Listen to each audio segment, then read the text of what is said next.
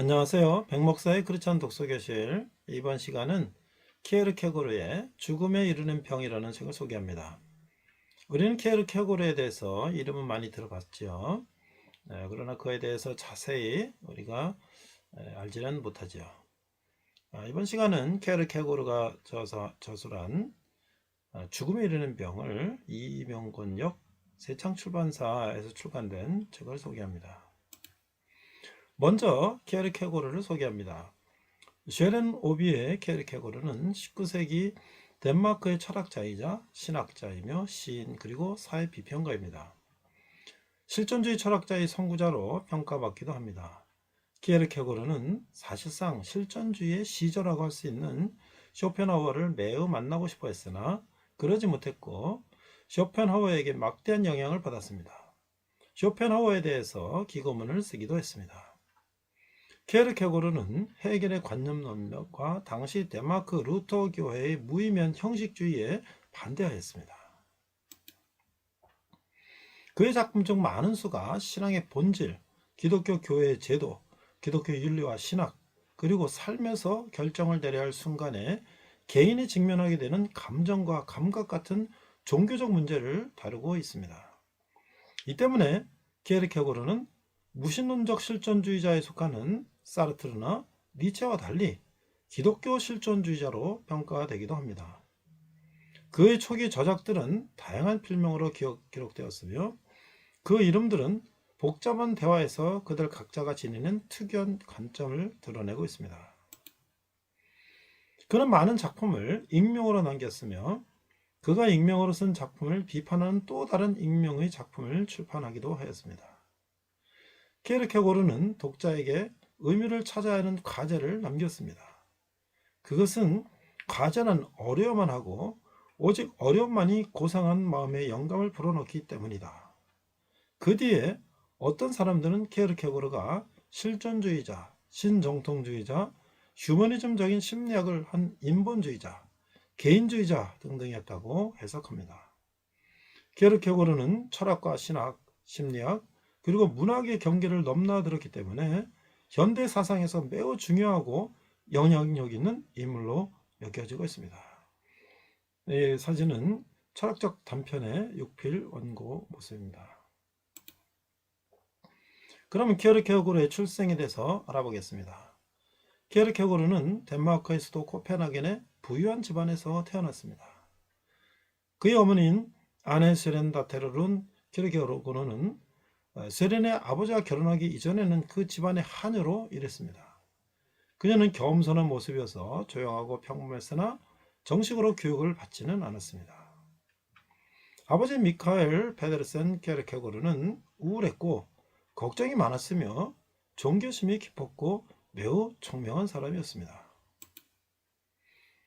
미카엘은 자신이 하나님의 진노를 샀다고 확신했기 때문에 그는 자기 자녀들이 예수 그리스도가 이 세상에 살다간 나이인 33세를 넘기지 못하리라고 믿었습니다.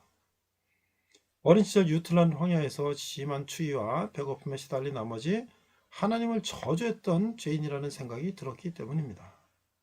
더욱이 혼의 정사로 아내를 임신시킨 것은 어떤 형태로든지 처벌을 받을 수밖에 없다고 생각을 했습니다. 그의 7자녀 중 상당수가 어린 나이에 죽었지만 자녀 중 2명이 33세를 넘어서 생존했을 때 그의 믿음은 틀렸음이 증명되었습니다. 그 나이를 넘긴 두 사람은 세렌과 세렌의 몇 살 위의 형인 베테르 크리스티안이었습니다. 베테르는 신학자로 정부에서도 활동했으며 루터교 주교를 지냈습니다. 아버지는 예수 그리스도의 은총으로 자신의 죄를 용서받고 영혼의 구원을 받아 영원한 행복을 얻고자 했던 독실한 개신교 신자였습니다. 독실한 개신교 신자로서 미카엘은 막내아들 쉐렌에게 엄격한 개신교 교육을 베풀었습니다. 왼쪽의 모습은 일기의 첫 번째 영문판 표지입니다. 아버지는 아들에게 예수 그리스도를 믿는 사람이 되라고 말하곤 했으며 아들이 신학교를 나와 개신교 목사가 되기를 원했습니다. 쉐렌은 누구보다 아버지를 따랐고 아버지의 암울한 성격, 신앙심, 그리고 가르침에 의해 많은 영향을 받으며 자랐습니다. 세련의 암울한 성격과 어떻게 진실한 그리스도인이 될 수 있는가라는 평생의 문제의식은 아버지로부터 고스란히 물려받은 것입니다. 그가 나중에 저술한 위대한 작품들은 아버지로부터 물려받은 이런 유산의 산물이라고 해도 과언이 아닙니다. 초기 저작에 대해서 알아보겠습니다. 케르케고르가 정치, 여성 및 유년 시절의 오락과 대학 시절에 대한 글을 몇 편 썼음에도 불구하고 케르케고르의 첫 번째 탁월한 작품을 1841년에 출간된 대학 논문 아이러니 개념 소크라테스를 염두에 두고 또는 1843년에 출간된 이것이냐 저것이냐로 보는 학자들이 많습니다. 앞책을 선택한 입장의 학자는 소크라테스를 서양 철학의 주요 인물로 보며 뒤의 책을 선택한 입장의 학자는 헤겔이 중요하다고 생각을 합니다.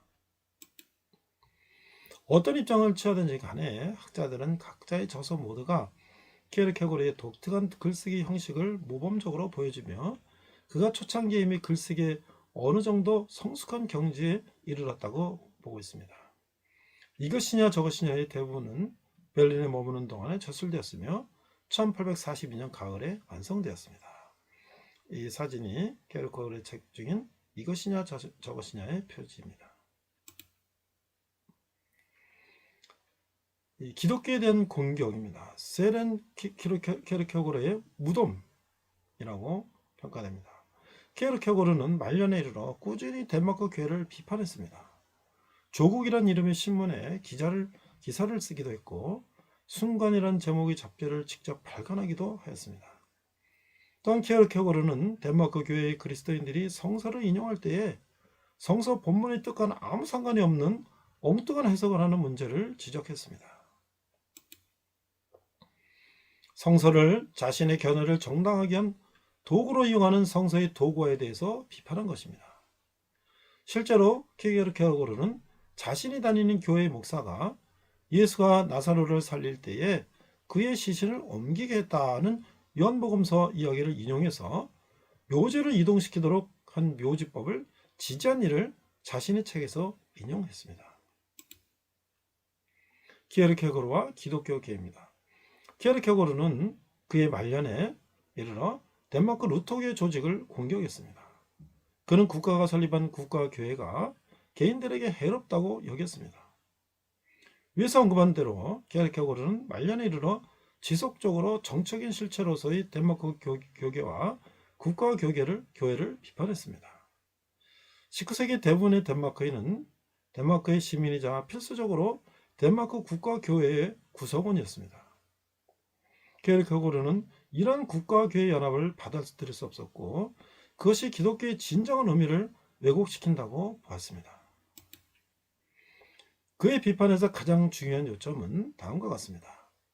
교회 모임은 무의미하다. 모임의 사상은 개인들을 어린아이로 유지시킨다. 왜냐하면 기독교인들은 그들이 신과 맺는 관계에서 책임을 지고 주도권을 갖는 것을 꺼려하기 때문이다. 기독교는 개인이고 여기에 있는 단독자이다. 케르케고르는 기독교계, 덴마크 교계는 세속화되고 정치화되었다라고 비판하고 있습니다. 이 사진은 죽음에 이르는 병의 역필 원고 사진입니다. 그러면 이 새창 출판사에서 출간된 케르케고르의 죽음에 이르는 병에 대해서 책에 대해서 소개하겠습니다. 죽음에 이르는 병은 케르케고르의 철학적 작업에 있어서 최종적인 결실과도 같은 것이다. 케르케고르는 한 개인이 어떻게 진정한 기독교 신앙인이 될 수 있는가를 밝히는 것이 그의 철학적 작업의 최종적인 목적이라고 말했습니다.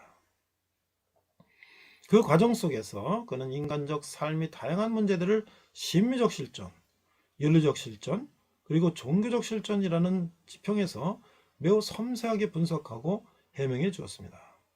그의 최종적인 결실이 바로 진정한 신앙인이 된다는 것에 대해서 논하고 있는 이 책입니다. 목차를 살펴보면 제1장 죽음에 이르는 병은 절망이다. 절망은 죽음에 이르는 것이라는 사실. 절망의 가능성과 현실성. 절망은 죽음에 이르는 병이다. 절망의 보편성. 절망의 형태들, 유한성과 무한성으로 규정되는 절망, 가능성과 필연성의 규정하에서의 고찰된 절망, 의식의 규정하에서의 고찰된 절망. 2부에서 절망은 죄이다. 자기의식의 여러 단계, 신 앞에서라는 규정하에서 죄에 관한 소크라테스적 정의, 죄는 소극적이 아니라 적극적인 것이다. 2장에서 죄의 계속, 자신의 죄에 대해서 절망하는 죄, 죄의 용서에 대해 절망하는 죄, 기독교를 적극적으로 폐기하고 그것을 허위라고 말하는 죄 등이 기술되어 있습니다. 죽음에 이르는 병은 게르케고르 사상의 가장 중요한 핵심을 말해주는 책이다. 그만큼 게르케고르의 저작 중 가장 많은 학자에 의해 번역되었다. 한국 번역론도 최소한 4~5정 발견됐는데 그럼에도 불구하고 죽음에 이르는 병이 주목되는 이유는 무엇인가? 우리는 태어난 순간부터 병을 앓는다. 그것이 죽음에 이르는 병이다. 게르케고르의 철학적 작업은 현대인의 소름 끼치는 자기 소외 혹은 자아의 상실을 어떻게 극복할 수 있는가를 밝히는 숭고한 작업이다.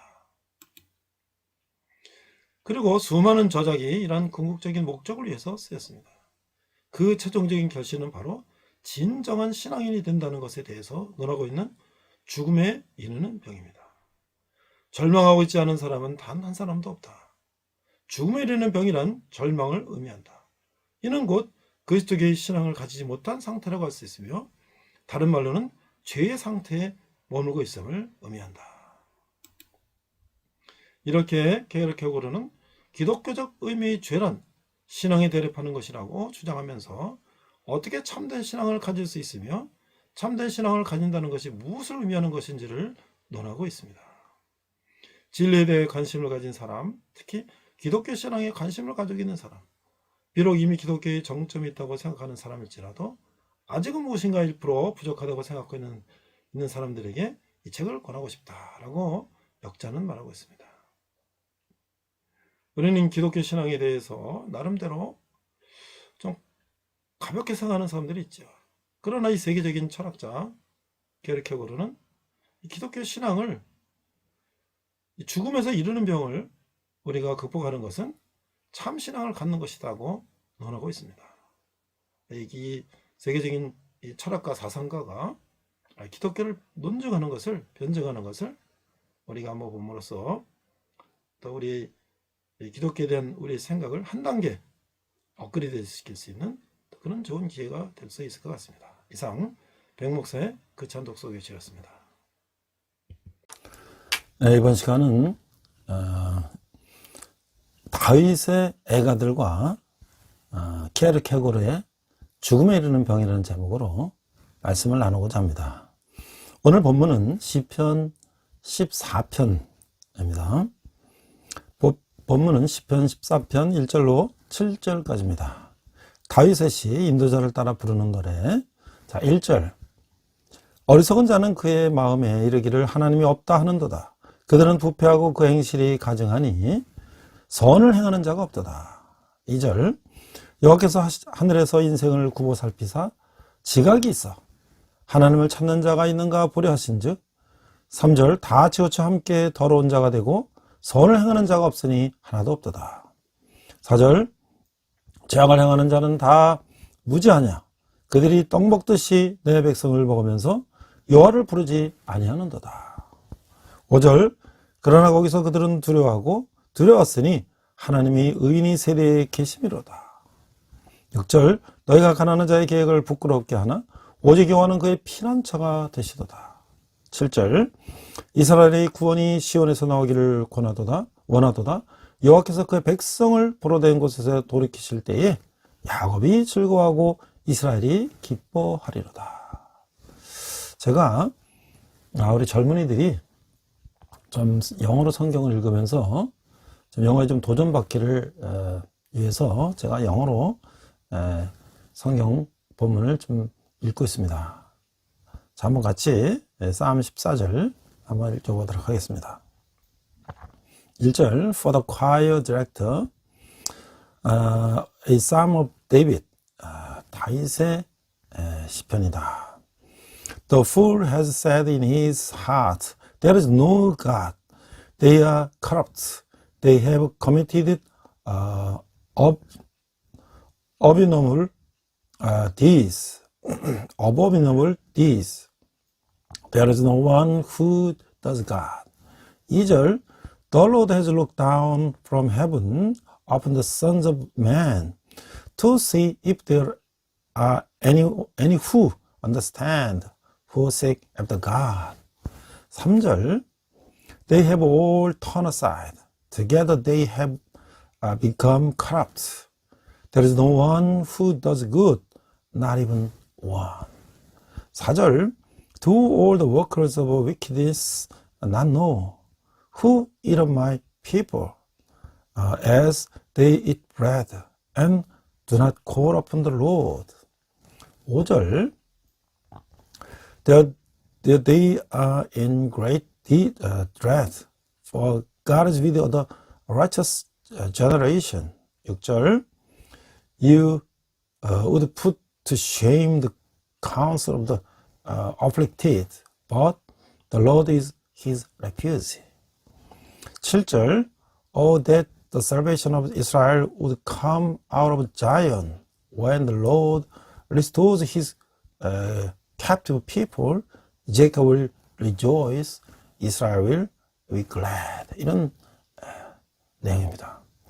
그렇게 어렵지 않은 문장인데 이 영어와 한글을 한 절씩 읽으면서 우리가 공부하면 성경 말씀도 읽고 또 영어도 공부하는 일석이조의 효과를 얻을 거라고 생각합니다.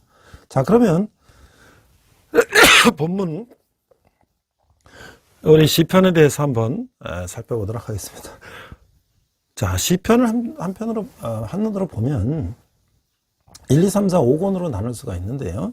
1편부터 41편은 우리 성경으로 보면 창세기 부분에 해당한다.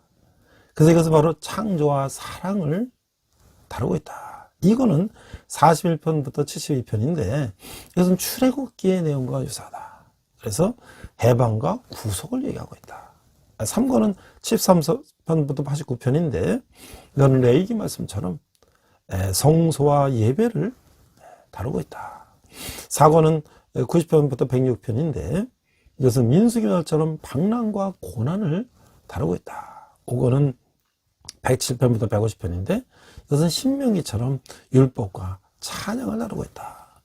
이 시편 저자들이 시편을 쓴 것들을 같이 이렇게 다 정리하면서 모세오경처럼 이렇게 구성을 했으리라고 생각합니다.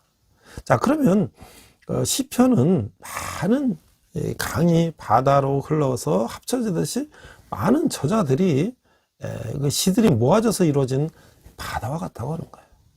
그 저자는 다윗의 절반 이상을 썼고 모세, 솔로몬, 에스라, 아삽 등이 썼다는 거예요. 시편에 쓰여진 시간은 모세부터 이 포로기까지 약 1000년 동안이지만 주로 다윗과 솔로몬 시대에 많이 쓰여졌다고 하는 것이죠. 그러나 시편은 시간과 공간을 뛰어넘는 책이라고 하는 거예요. 그 진리성은 시공을 뛰어넘고 그것은 유대 전통에 의해서 쓰여졌지만 모든 사상과 문화의 인족적 한계를 뛰어넘는 시들이요 기도문인 것이라는 것이죠.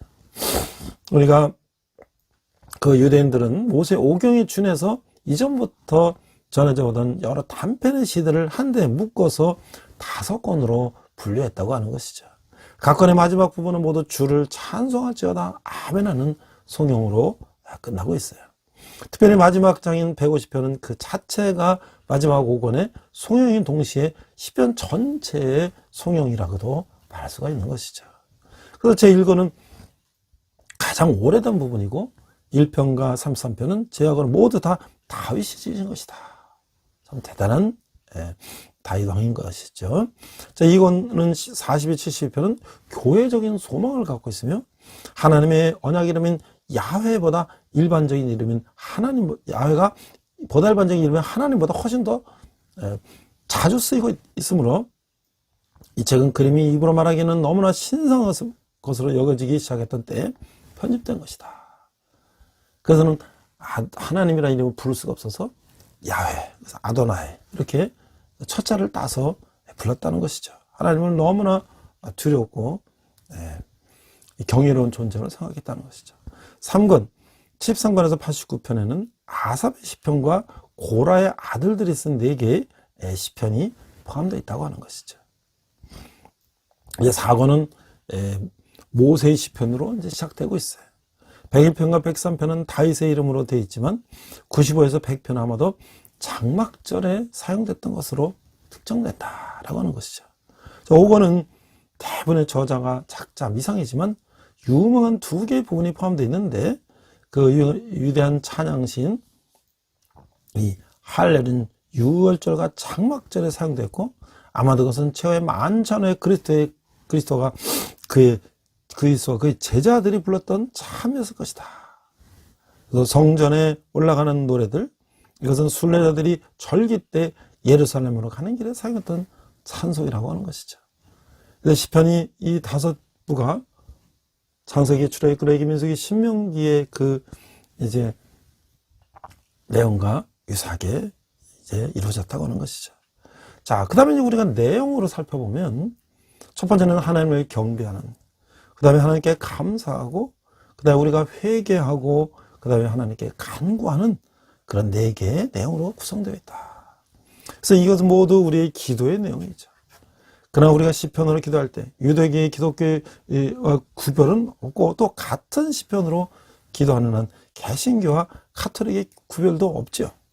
이 성경 말씀은 같은 거니까. 그 시편 기자의 하나님이 바로 우리 모두의 하나님이기 때문인 것이죠. 시편은 신학의 편견과 차이를 없애버린다고 하는 거예요. 기독교인들도 유대인 못지않게 시편을 좋아하지만 그 차이는 메시아적 해석이라고 하는 거예요. 또 다른 방법의 분류는 2가지로 나눈 것인데 하나는 찬송시, 힘이고 또 하나는 애가, 러멘츠, 슬픈 노래죠. 찬송시는 하나님을 찬양하는 시고 애가는 역경 속에 처한 인간이 하나님의 도움을 청하는 시라고 하는 거예요. 시편을 접할 때 기억해야 할 또 다른 중요한 부분이 있는데 오랜 시대에 걸쳐서 하나님의 백성들은 시편을 소중히 여겨왔는데 왜냐하면 매우 많은 시편들이 보통 사람들을 위해서 말하고 있기 때문이라고 하는 것이에요. 그래서 그 시편들은 하나님의 사람이 외치는 기쁨과 고통과 회개의 부르짖음이 있다고 하는 것이죠. 우리가 다윗의 노래를 시편을 따라 부를 때 그것이 바로 우리 마음과 같다는 것이죠. 하지만 그들에게 명확히 재앙적인 요소를 지닌 시편도 있다고 하는 것이죠. 종종 그 시편들은 다윗을 언급하지만 때로는 다윗의 계례에 따를 미래의 왕이신 메시아에 대한 언급이기도 하다고 하는 거예요. 이런 유형의 독특한 특징을 찾아보면 때때로 이상한 제목들과 불명확한 언급들이 보이는 것은 그것을 이해하는 데 도움이 될 것이다 라고 하는 것이죠.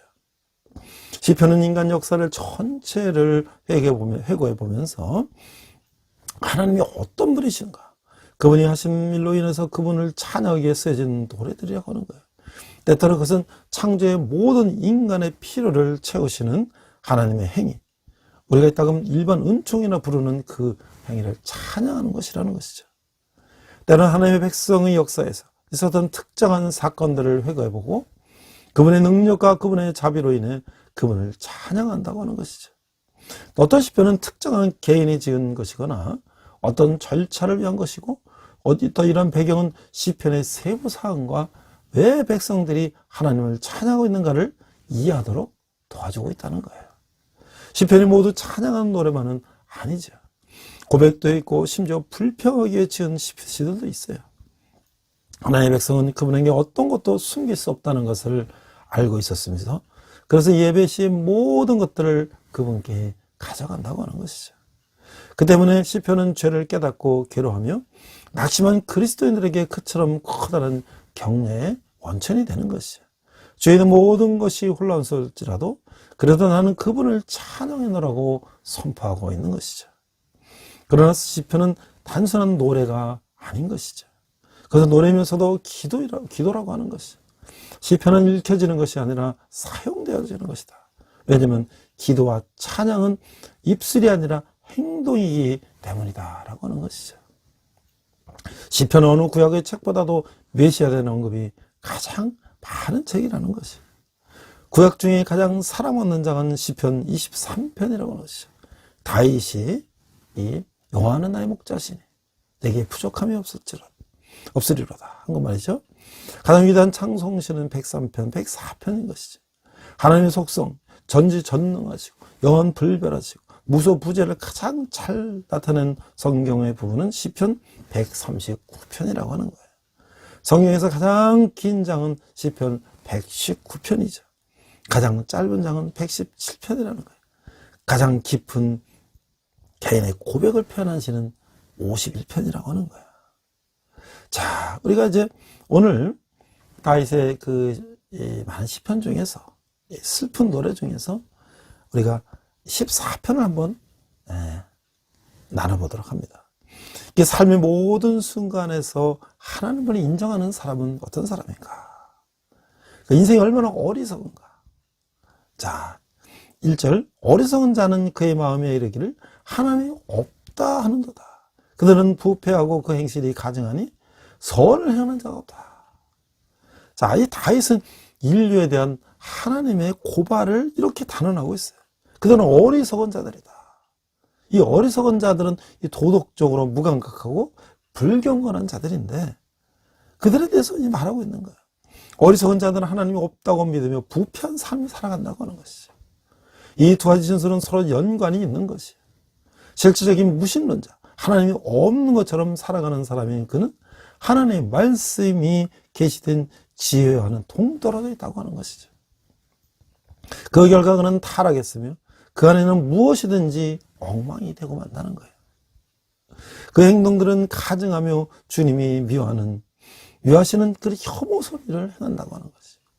이처럼 하나님을 기쁘시게 할 수 있는 믿음을 가진 자가 없으니 또한 선을 행하는 자가 하나도 없다고 하는 것이죠.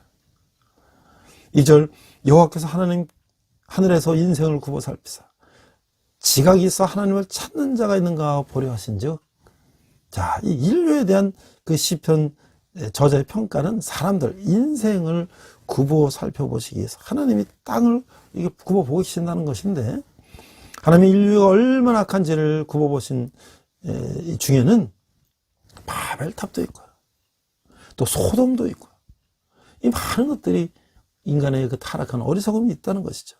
시편 저자는 여호와께서 지각이 있는 자, 즉 하나님을 찾는 자가 있는가 보려고 살피고 계심을 그리고 있어요. 지혜의 근본은 하나님을 경외하는 것이라고 하는 것이죠.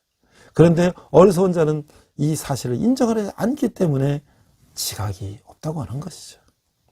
3절 다 치우쳐 함께 더러운 자가 되고 선을 행하는 자가 없으니 하나도 없도다. 이 분별 있는 사람을 찾으시는 하나님은 전 인류가 다 치우졌으며 더러졌어요. 이것은 이제 우유가 씌어진 것처럼 본래 의미는 그렇다는 거예요. 씌어진 의미는 우리가 먹을 수가 없는 것이죠. 상한 우유는. 이 단은 바로 그런 뜻이라는 것이죠. 그래서 이 도덕적인 관점으로 보니까 타락됐다, 이걸 말하는 것인데, 결국 하나님은 선을 행하는 자가 하나도 없다고 말씀하시는 것이에요. 성경이 가르치는 인류에 대한 유일한 희망은 개개인이 구원의 주님께 돌아가는 것이다 라고 하는 것이죠. 자, 어리석은 자의 행동은, 마음과 행동은 어떤가요? 타락된 그런 상태라는 것이죠. 그런 행동을 하고 그런 생각을 하는 것이죠. 자, 그럼 우리 가정이나 교회나 직장 등에서 하나님 없이 행하는 어리석은 모습은 무엇일까요? 우리가 매일 뉴스를 보면 맨날 부정부패, 거짓과 살인과 탐욕과 이런 것들이 거의 뉴스를 장식하고 있지 않습니까? 이들이야말로 하나님을 없다고 생각하고 자기가 뭐든지 계획을 세워서 남만 속이면 된다고 하는 것이죠. 바로 그것이 하나님 없는 사람들의 어리석은 행동이라고 할 수가 있는 거예요. 사람들은 저마다 삶의 의미와 지혜를 추구하며 살고 있어요. 하지만 시편 기자는 하나님이 없다고 말하는 사람을 어리석은 자라고 선언하고 있어요. 하나님이 없다라는 말은 무신론을 따르거나 하나님이 존재한다고 하더라도 자신과는 아무 상관이 없다고 여기는 것이죠. 그런 사람들의 마음은 부패, 죄악을 쫓아갈 수밖에 없다고 하는 것이죠. 하지만 하나님은 모든 인생을 살피시며 하나님의 찾는 자가 있는지 보고 계시다고 하는 것이죠. 하나님을 믿지 않거나 하나님을 믿는다고 자처하면서도 화려한 종교생활만 할 뿐 여전히 자신이 삶의 주인이 돼서 자신의 지혜와 방법대로 사는 자들은 하나님 보시기에 가장 어리석고 불쌍한 사람들이라고 하는 거예요. 하나님 오늘도 삶의 구석구석에서 하나님을 인정하는 지혜로운 자를 찾고 계신다고 하는 것이죠. 앞서 우리가 케르케고르에 대해서 한번 살펴봤어요.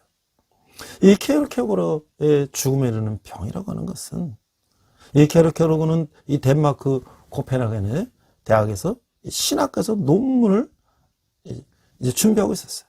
어느 날 9살 연인 레기네에게 이별을 선언했어요. 이별의 이유는 그대를 너무나 사랑하기 때문이다. 이거 말은 유행가 가사 같은 거죠. 근데 케르케고르의 말은 실존과 동일한 무게감을 가지고 있었다는 거야. 그 연인 레기네는 울면서 매달렸지만 케르케고르는 한 여인을 행복하게 해줄 수 없는 사내를 용서하십시오라는 편지를 마지막으로 그녀를 보내고는 만나지 않았다고 하는 거야. 그는 그녀와 헤어진 이후 누구와도 결혼하지 않은 채 독신으로 생을 마감했다고 해요. 케르케고르는 그 책 죽음에 이르는 병이 역사 속에서 도들 새김할 수 있는 이유는 명확하다고 하는 거야. 케르케고르는 이전 서양 철학은 인식론이 중심이었다. 그 인식론이라는 건 무엇이냐? 지식과 알에 대한 탐구를 기본으로 한다. 그렇다 보니 인간 내면에 대한 문제를 소홀히 할 수밖에 없다고 하는 것이죠.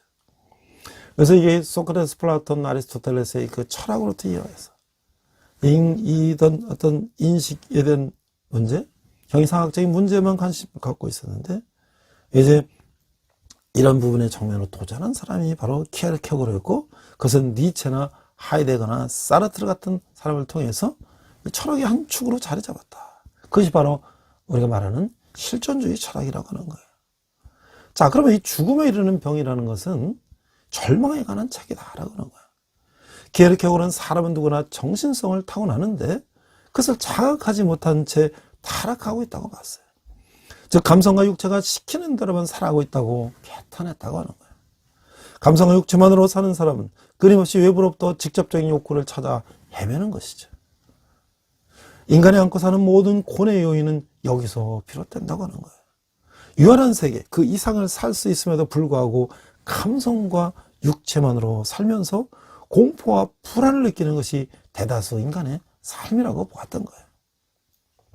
절망은 죽음과 싸우면서도 죽을 수 없는 죽을 병에 사로잡힌 자의 상태와 비슷하다. 죽음이 희망이 될 정도로 위험이 클 때 그 죽는다는 희망조차 없는 상태, 그것이 절망이다. 케르케고르는 자신이 어떤 내면의 병에 걸렸는지 똑바로 들여다볼 것을 권하고 있는 거야. 눈에 보이는 것이 아프면 그 상태는 자기 자신에게도 보이고 다른 사람에게도 보인다고 하는 것이에요. 스스로가 치료에 나서고 주변 사람들에게 동정이나 도움을 받을 수가 있다고 하는 것인데, 하지만 내면의 병은 그렇지 않다고 하는 것이에요. 인식하기가 힘들기 때문에 더욱 절망적이 바로 내면의 병이라고 하는 것이에요. 그래서 케르케고르는 인간과 절망을 쌍둥이 같은 존재로 인식했다고 하는 거예요. 절망은 죽음에 이르는 병이다. 그리고 이 병에 걸리는 것은 인간뿐이다.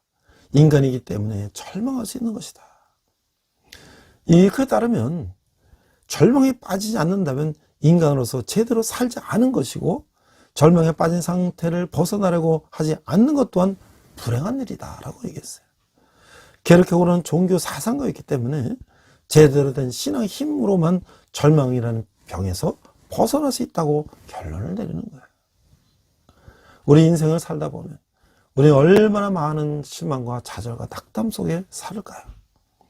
근데 그것을 이 케르케고르는 이 저술 대부분을 기독교적인 분석 틀을 가지고 읽지 않으면 이해하기 힘들다고 하는 거예요. 동시에 기독교적 시각으로 읽는다 하더라도 읽고 이해하는 순간 케르케고르의 자기장은 이미 종교를 넘어 철학 전반으로 확장된다고 하는 거예요. 그는 기독교적 신천주의자지만 당시 덴마크 국교와 이 사사건 대립하고 있었다. 임종 순간에도 기독교 의식을 거부할 정도로 기독교를 비판하는 사람이 됐다. 근데 단순히 그가 기독교를 부인해서 그런 것이 아니라 이 종교라고 하는 이 기독교가 그 형식에 치우쳐서 본질을 잃어버리고 형식주의에 빠진 것을 그는 비난했던 것이죠. 그 다음에 그의 철학은 종교라는 경계를 넘어 사람들에게 받아줄 수 있었다라고 또 평가를 받기도 하죠. 종교가 유용성이 아닌 진리성으로 평가받아야 한다면 키에르케고르의 구원에 대한 정의는 탁월하다. 절망이 아니고서는 종교적인 실존도 구원도 없으며 인간은 여러 가지 절망을 거친 후에야 비로소 자기 자신이 원래 가지고 있었던 힘으로 돌아간다는 키에르케고르의 정의는 어느 종교 사상가의 주장보다도 강하게 와닿는다고 하는 거예요. 키에르케고르는 역설을 좋아했어요. 그의 절망은 죽음에 이르는 병이 아니라 구원에 이르는 병이라는 말을 하고 싶었던 것이 바로 절망을 언급했던 것이죠. 우리는 절망을 통해서 이 하나님을 만남으로 해서 절망을 이기고 우리는 희망으로 간다고 하는 것이죠. 그래서 이 키에르케고르의 이 책에서는 그 키에르케고르가 묘사하는 기독교의 이상형으로부터 키에르케고르 자신을 포함하는 현실의 기독교계를 비판하고 절망이라는 이 병의 증상에 대해서 모든 형태를 분석했으며 그 진단을 제시하여 치유의 길을 가르치고 있었다. 키에르케고르에 의하면 이 절망이라는 것은 곧 인간의 자기 소외라고 하는 것이에요. 그것은 자기를 있게 한 신과의 관계를 상실하는 것으로 절망은 죄에 불과하다. 따라서 이 죽음은 육체적인 죽음이 아니라 기독교적인 영원한 생명의 상실을 의미한다고 하는 것이에요. 따라서 이 죽음은 육체적인 죽음이 아니라 기독적인 영원한 생명의 상실을 의미한다고 하는 거예요.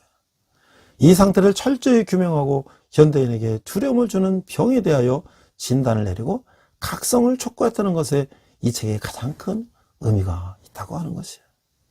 이 책을 1편에서는 절망을 다루고 2편에서는 죄악의 여러 형태가 의식의 정도에 따라서 절망되어 있고 이 병은 신앙에 의해서만 회복될 수 있다고 주장하고 있는 것이에요. 절망의식의 심화가 참된 자기르는 길로 절망의 심리 분석과 함께 절망 극복의 방향은 올바른 기독적 신앙에서 구해져 함을 시사하고 있다는 거예요.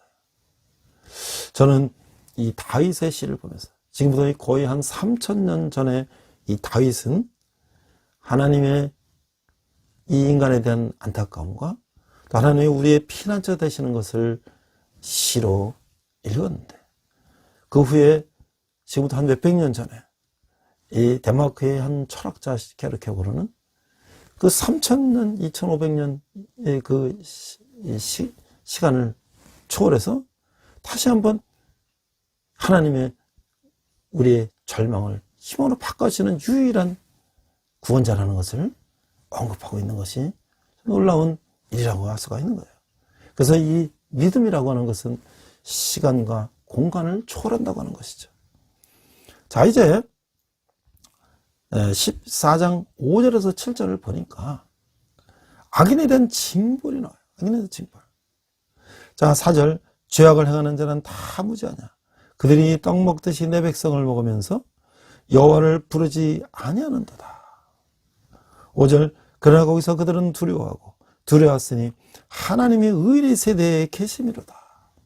6절 너희가 가난한 자의 계획을 부끄럽게 하나 오직 여호와는 그의 피난처가 되시도다.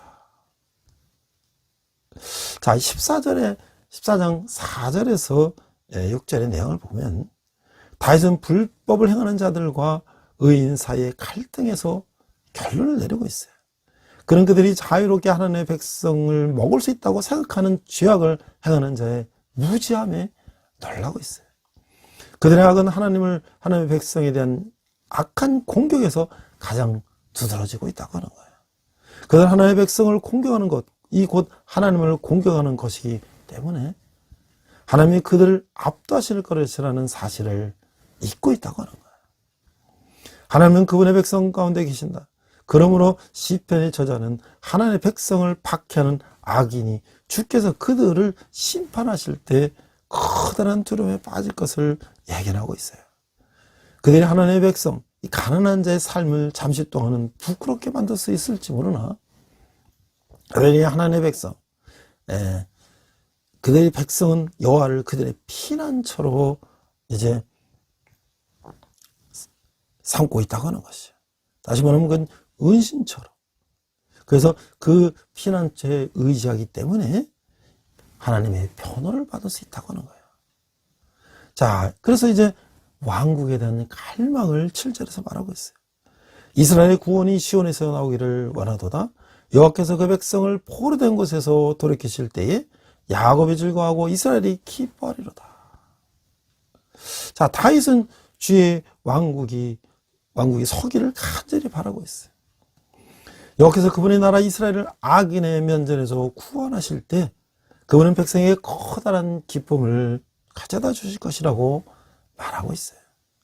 시편 저자는 시온으로부터 하나님의 의로운 통치가 이루어지는 것이, 또 불경건한 것을 고집하는 악인의 멸망을 분명히 갈망하고 있는 것이죠. 자, 우리 여기서 보면 시편 기자는 하나님의 백성이 구원을 확신하고 기뻐할 수 있는 근거를 어디에 두고 있나? 그것은 하나님이 우리의 구원자, 우리의 구원자시기 때문에 이런 거 하는 것이죠. 하나님의 계심을 내가 인정하고 확신해야 할 순간은 구체적으로 언제인가요?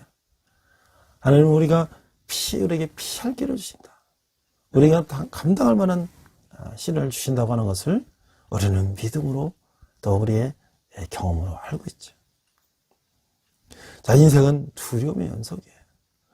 그러나 전능하신 하나님이 함께 하심을 믿을 때 이 두려움은 극복될 수 있다고 하는 것이죠. 하나님이 없다고 하는 사람들은 하나님의 백성을 삼키며 자기 배를 불리면서도 두려움을 떨쳐버리지 못하고 하는 거예요. 보이지 않아서 계시 않는다 하지만 하나님의 임재는 하나님을 찾는 이들의 삶 가운데 있다고 하는 것이죠. 세상이 우연하게 돌아가는 것처럼 보여도 그 가운데는 하나님의 세심한 돌보심과 계획이 있음을 기억해야 한다는 것이죠. 가난하고 보잘것없는 사람의 편이 되어주시는 하나님, 마침내 우리 인생을 역전시켜서 영화롭게 해주실 하나님의 임재를 우리는 확신해야 할 것이죠. 하나님께 자신의 전 존재를 내맡기는 성도에게 하나님은 완전한 피난처가 되시고 영원한 기쁨과 소망이 되신다고 하는 거예요. 이 다윗이 3000년 전에 하나님께 의지하고 이 세상의 악인들의 멸망을 하나님께 간절하게 원했던 것처럼 이후의 철학자도 이 인간의 이 실존적인 이 내면을 이 인간이 살면 살수록 고통과 절망 가운데 살 때 그것을 해결해 줄 수 있는 길은 유일한 하나님 분이 없다고 하는 것을 그는 이렇게 마무리하고 있어요. 이 죽음에 이르는 병은 케르케고르의 사상의 가장 중요한 핵심을 말해주는 책이라고 하는 것이에요. 우리는 태어난 순간부터 병을 앓고 있어요. 그것이 죽음에 이르는 병이라고 하는 거예요. 케르케고르의 이 철학적 작업은 현대인의 소름 끼치는 자기 소외, 이 자아의 상실을 어떻게 극복할 수 있는가를 밝히는 숭고한 작업이다라고 하는 것이에요. 그러면 수많은 저작이 이러한 궁극적인 목적을 위해서 쓰였다고 하는 거예요. 그 최종적인 결실이 바로 진정한 신앙인이 된다는 것에 대해서 논하고 있는 것이 바로 죽음에 이르는 병이다. 자, 절망하고 있지 않은 사람은 한 사람도 없다. 그렇죠. 우리 인간은 누구나 다 절망하고 세상을 사는 고통 가운데 있죠. 그래서 죽음에는 병이라는 바로 절망을 의미하는 것인데, 이것은 곧 그리스도의 신앙을 가지지 못한 상태라고 할 수 있으며, 다른 말로는 죄의 상태에 머물고 있음을 의미하고 있는 것이죠. 이렇게 케르케고르는 기독교적 의미의 죄란 신앙에 대립하고 있다고 하는 것이에요. 그래서 신앙에 대립하고 있다는 것을 주장하면서 어떻게 참된 신앙을 가질 수 있으며 참된 신앙을 가진다는 것이 무엇을 의미하는 것인지를 논하고 있는 것이죠. 바로 죽음에 이르는 병, 그것을 절망에 이르는 길로 바꾸는 힘은 무엇인가? 케르케고르는 죽음에 이르는 병이라는 책으로서 인류의 신앙 세계에 새로운 도전을 던졌어요. 그는 인류를 죽음이라는 질병으로 세 가지 궁극적인 절망을 언급했는데, 첫째는 절망에서 자기를 의식하지 않는 경우, 둘째는 절망에서 자기 자신이라고 하지 않는 경우이고, 셋째는 절망에서 자신이라고만 하는. 자, 이게 뭐냐면 이 절망의 결과로서 자기를 의식하지 않고 그냥 자포자기하는 사람도 있고, 또 어쩌면 자기를 부인하는 거 있고, 어쩌면 또 너무 자기에 집착하는 거야. 이것들이 다 절망으로 인한 상태라고 하는 거예요. 또 요약해서 보면 다시 절망이란 병에 걸리면 아무 의식도 없이 맹목적으로 살거나, 남들 그냥 따라 살거나, 또 자신만의 고집에 매달려 산다는 거예요. 이런 절망은 결국 인류를 영적인 죽음에 이르는 통로가 된다고 하는 것이죠. 계략적으로는 절망을 극복하는 방법은 오직 하나님과의 관계 회복에 있다는 것을 결론을 내리고 있어요. 한 손에 하나님을, 다른 손에는 자신을 붙들어서 둘을 연결시키는 관계 맺음을 통해서 절망을 이길 수 있다고 하는 것이죠. 오늘 이 포스트 모더니즘 시대, 우리 인간이 모두 다 자기가 최고라고 하는 시대, 우리는 인간은 정말 그 모든 자기의 욕망과 자기 개인의 이익을 위해서 필사적으로 뛰지만 결국에서 넘어지고 쓰러지고 좌절할 때 그들은 더 이상 희망을 발견하지 못하고 포기하고 생을 좌절 속에 사는 경우가 있죠. 그때 다윗이 노래한 것처럼 하나님은 우리의 피난처시기 때문에 하나님은 우리를 구원하시고 우리의 악한 세력을 무너뜨리고 우리를 하나님의 날개 아래 보호하신다는 것을 우리가 깨닫고 하나님이 돌아올 때 우리는 영원한 이 절망을 벗어난 희망 속에 살고 있다는 것을 오늘 다윗의 시를 통해서 게르케고르의 죽음에 이르는 병이라는 책을 통해서 우리는 다시 한번 발견할 수 있는 시간이었습니다. 우리 한번 기도하겠습니다. 유혹 앞에서 세상 사람들처럼 하나님에 대한 의식을 지우고자 애쓰진 않았는지 돌아봅니다. 주님의 지혜와 선함을 제 안에서 채우시옵소서. 제가 하나님이 찾으시는 그 한 사람이 되어서 하나 살아계신 주님을 증언하는 그런 사람 될 수 있도록 인도하여 주시옵소서. 감사드리며 예수님 이름으로 기도했습니다. 아멘.